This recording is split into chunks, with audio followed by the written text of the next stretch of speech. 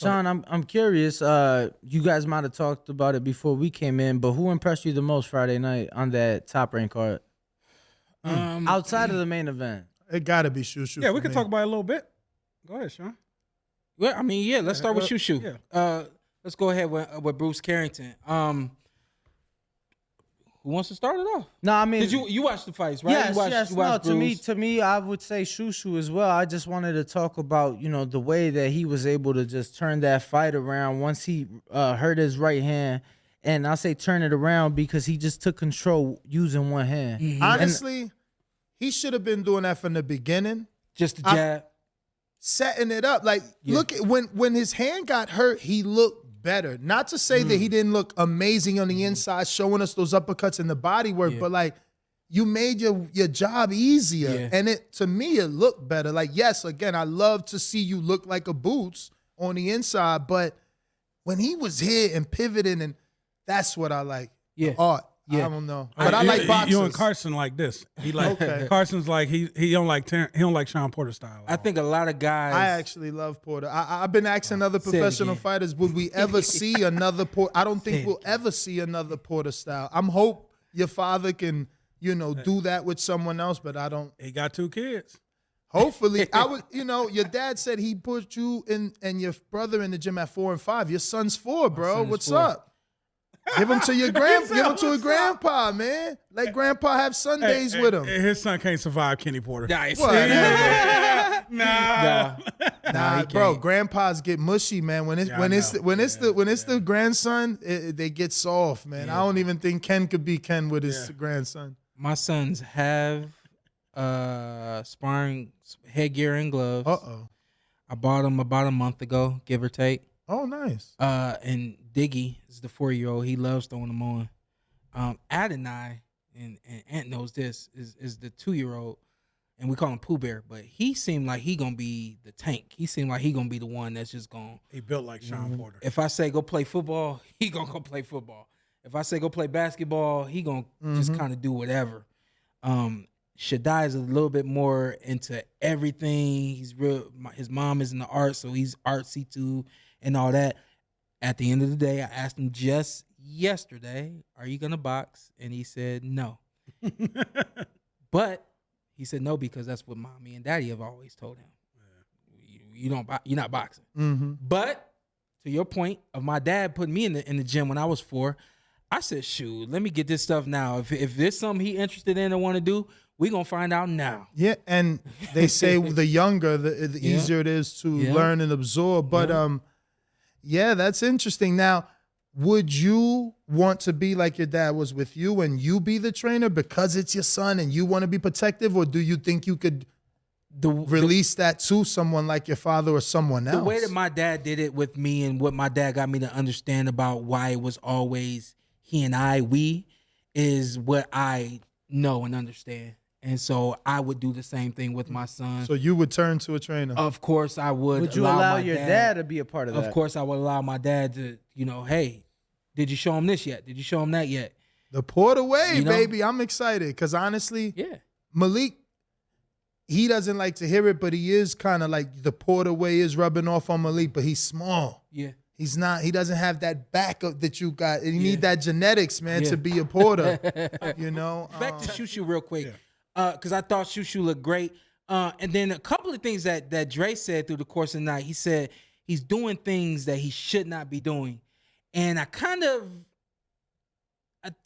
even coming here, I was like, should I text this to Dre or should I just say it? I'm going to just go ahead and say it. I think that he expressed that incorrectly.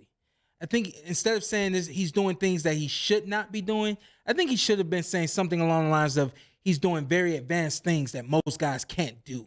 And that's what he meant. Absolutely. But it kind of stuck out to me that he kept saying he's doing things that he shouldn't be doing. I think that kind of may give somebody. But I think he meant at this level. Yeah, 100%. At this level of the stages of his progression. Yeah. But is that Shushu? He's special. Shushu is very special. He's very committed.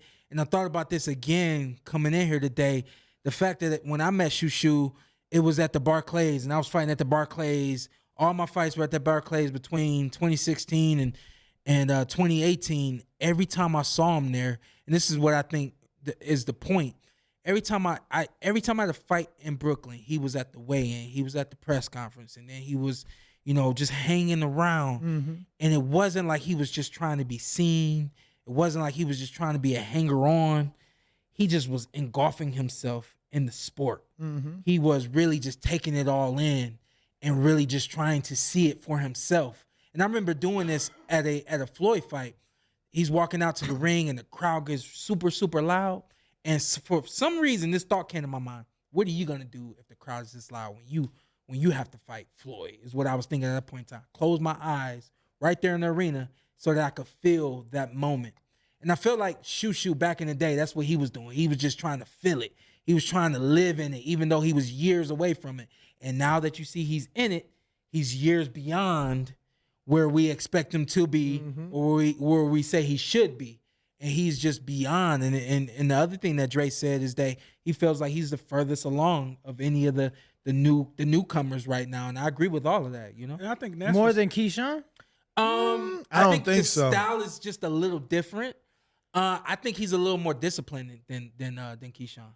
they're And I neck think and neck. that's gonna They're go. neck and neck. Discipline, like defensively, or you mean like Discipline physically? in terms of, something that I can see. It looks like Shoo just stays very focused, doesn't get, doesn't waver from whatever is being told to him in the corner, whatever the case may be. And I think that Keyshawn may land a punch, or he may make the guy miss. I'm not saying that there's anything wrong with, you're smiling at another fighter, or you're making any type of antics to get under that fighter's skin, anything like that at all. Nothing like that at all. But maybe he's just a little more free than More Bruce is in the ring. More confident than Bruce is in the ring. But Braggadocious. I guess maybe at this point, He's gonna let you know he's whooping your ass. Yeah, That's maybe, his maybe thing. I just look at it as who's more disciplined. You gotta understand he's training with Bomac and that team, and Crawford's known to give you a mean stare, stick out his tongue. Like that's kind of a. The cool part about that marriage is that's where he comes from, Keyshawn. Like he's the exact same, so he fits into the program flawlessly. Yeah, and we were fortunate to see him close out camp here, and just seeing that marriage with Bomac and with Coach Red and the team, and how very little needs to be said, but so much, is being, it's still being given, still being delivered. I just like that they utilize the time from the beginning to the end. There you go. In the gym. Yeah. I was not. I see guys come and you sit in and they talk. And it takes you about 20 minutes to lace up your boots. Yeah, you know what I mean. Yeah. So I appreciate that. But I was checking. I met Shoo, Chris Colbert, and Richardson Hitchens in 2013 at the Nonito Donaire press conference.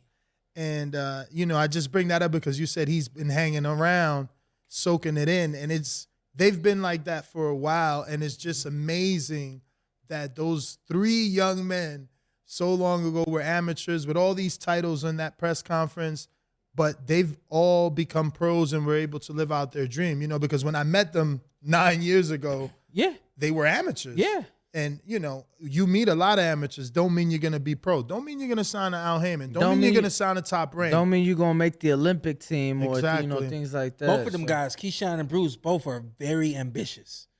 And it goes so far in this sport where people are always telling you what to do, what not to do, when you can fight, when you can't, who, and all that. For you to be ambitious, have goals, and make sure people around you are going to take care of you and make sure that you reach your goals and you reach your potential. It always starts with the fighter first. And I didn't know that for a long time, but the fighter has more control than most of them realize that they have. And if they're willing to take control of their careers, they're going to get in all of the fights that they want to be in. They're going to have all of the main stages that they want to have. And they'll be put in prime positions. And that's what Keyshawn and Bruce both are going to do. They're going to make sure they get put in special positions and moments that are going to make them shine. And on top of all that, the records of the guys that they fighting. Mm-hmm. I just think that that's amazing too. Yeah, no, I mean, they're definitely stepping Keyshawn up. I was just telling us, like, the guy Keyshawn fought Friday night, most people might have not known that he had a couple losses. I saw him get robbed here in Vegas a couple years ago, champ. Yeah. And I'm like, damn. And the guy he fought then was a guy that we all know. So I'm sitting back. I'm like, he's fighting a tough vet, somebody with experience, things like that. So definitely being moved against tough competition. They're not throwing those guys in there against anybody. Even Floyd Diaz, he said, I think his first couple fights. He's never fought anyone with 2 losses. Yeah, it's only been 1 loss or undefeated fighters. Yeah. No, I mean, Top Rank, you know, I used to hate on them, but they've changed it. They've turned it around. They're invested in the future. In at least boxing's next 5 to 7 years. I love that. I love like literally investing Al hasn't in the got future. Olympians since the whole 2012 crowd. Right. So, but just investing. They in had the future. Balderas and then gave him back to Top Rank. well, it was always a Richard Schaefer. Oh yeah, thing. Richard Schaefer. You're right. You're right. Yeah. You're right. Dropping a lot of names over here, man. We gotta go. And name droppers. Yeah. What up, YouTube family? Don't forget to hit that like button. Subscribe to the YouTube channel. Help us get to that 1 million subscribers. We're on the road to 1 million.